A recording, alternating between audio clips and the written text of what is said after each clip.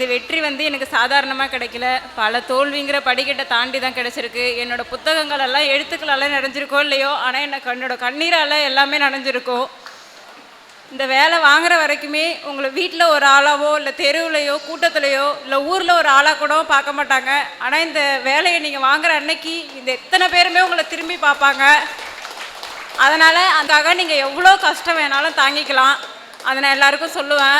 இன்னொன்று வந்து ஒரு பொம்பளை பிள்ளைய சமுதாயத்தில் முன்னேற விடாமல் தடுக்கணுன்னா எல்லாருமே கையில் எடுக்கிற ஆயுதம் வந்து அவங்கள கேரக்டரை வந்து அசிங்கப்படுத்துவாங்க.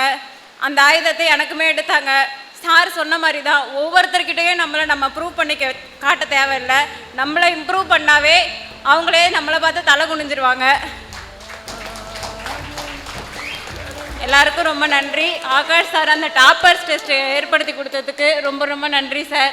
காட்டுமன்னார் கோயிலில் எங்கள் பிரான்ச் வந்து கம்மி 10 பேர் தான் பாஸ் பண்ணியிருக்காங்க. நெக்ஸ்ட் டைம் கண்டிப்பாக நாங்கள் ஸ்டேட் ரேங்க் கொடுப்போம் சார்.